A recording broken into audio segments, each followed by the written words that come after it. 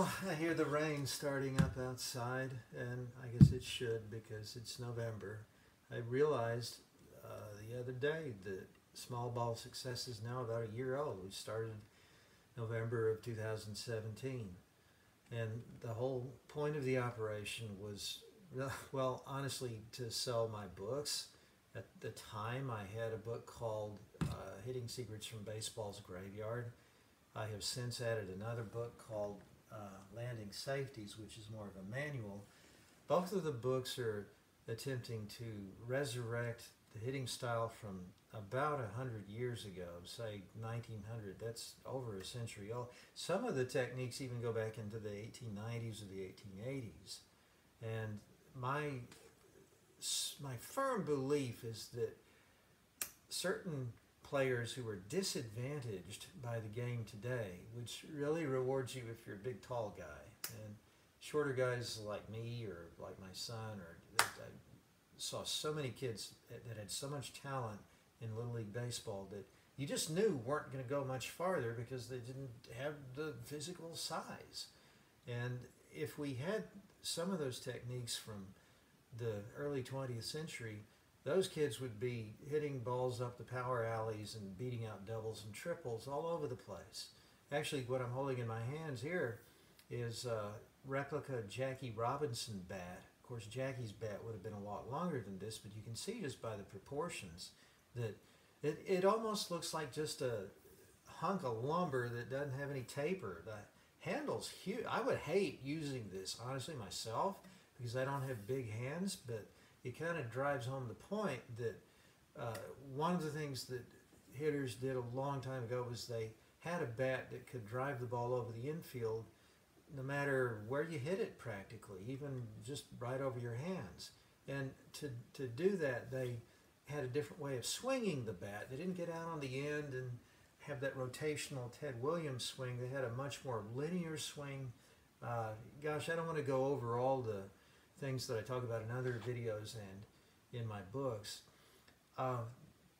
Really what I decided I would do in this video, I kind of wanted to respond to some chirping that I hear in the coaching community, and especially that I see online where coaches are trying to market a item of gear or a technique. They're trying to sell you on their program. They want you to sign up for it.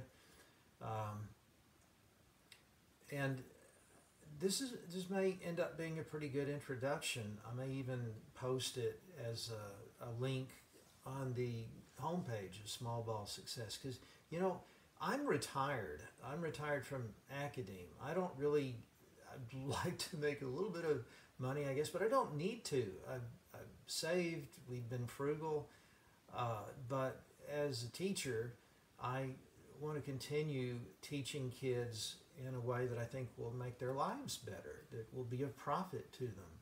So this venture is really hopefully my gift to those of you guys who are finding a bunch of doors shut in your faces and can't figure out how to succeed at baseball. So you notice that my site isn't just, sure, I advertise my books, but it's not loaded with opportunities for you to pay a little money and then sign up for some kind of course. There's a lot of stuff that's free advice there, and maybe it should be free because I don't have any credentials as an official baseball coach. All I have is a lot of research and experimentation behind me that nobody else seems to be interested in doing, because nobody else cares about the past, and nobody seems to care about little kids, either about people of below average stature. But it's there for you if you want to avail yourself of it. I'm especially disturbed by this tendency that I see in the online coaching advice that this is the only way, that it's the college coaches all over the country in D1 programs, professional hitting instructors in the big leagues, blah, blah, blah, blah. This is the way they're doing it, and they'll give you the screen that rolls through all the different big names that are using this latest technique. I have a kind of a philosophical question for you. if there's one right way to do things, and it seems to be the assumption in all of these presentations, there are two ways of hitting. There's my way, and then there are all the wrong ways. If that's true, and if you sign up to learn the current right way to do something, then, and if everybody else is doing this way too, then how does that advance you? If you're getting a head start in the race, but everybody else in the race is getting a head start, the guys who are going to win are the guys who have the longest stride again. So we're kind of back to God-given physique, and there doesn't seem to be really much room for pedagogy, for drills, for developing your skills and talents. It doesn't do any good because everybody else is doing the same developmental drills and signing up for the same program. So, hey, if there's only one way of doing things and they're all learning it, then you're screwed again. So I don't get it. I've never gotten that about the pitch that these coaches make. What I'm offering is a particular set of methods, and I think that if you try this old school hitting style, you have to buy into it lock, stock, and barrel. I wouldn't suggest that for most of these things you know, like, you don't want to use the Jackie Robinson bat and then swing the bat like Ryan Howard. You don't want to mix and match with techniques. This is something where there are a whole series of related techniques that you really have to use together. But I'm not saying that Ryan Howard was not. He was a tremendous hitter in his day. There are guys, you know, Aaron Judge is a tremendous hitter. He's not going to hit the way that we suggest on our site, and I don't think a guy who's 5'6" should try to hit like Aaron Judge. But I do not believe that there's just one right way of hitting. Just as when you construct a lineup, there's not one kind of guy that you want to stick in slots 1 through 9. You want to have different guys that can do different things in different places. So I have to reject completely the coaching pitch that it's my way or the highway. You just got to do this, or you're.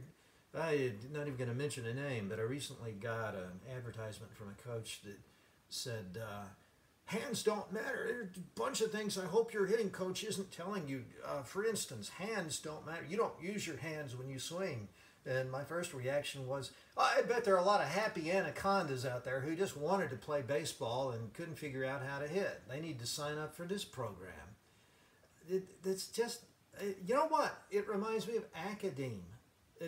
It's the same darn thing in the academic world, where you have this little clique of elite professional know-it-alls who have all the answers. And if you're not part of their little set, you're nobody. You're nowhere. And I could go on and on. I don't have the time to do it, but sometimes just, you know, look around on Netflix or do a little research into ancient Egypt. It's very clear that the official Egyptologist explanation of the pyramids is a load of garbage. There's stuff in, I was rereading Herodotus's histories. In book 2, he talks about ancient Egypt and some of the architectural wonders. And he's talking about these things like some of the temples are built with a single block of stone that is as big as my new house.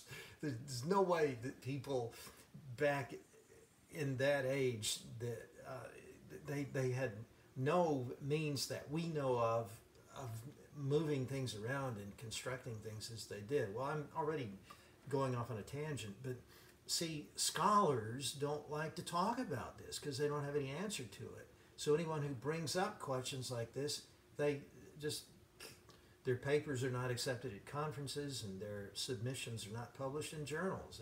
The medical establishment is the same way. There are all kinds of homeopathic remedies that certainly seem to have impressive results for treating cancer or avoiding cancer, but the medical community doesn't talk about that. It's always surgery, chemo, and radiation, 2 of which 3 are themselves carcinogenic. You see where I'm going with this? The more it changes, the more it stays the same. This is how the world is.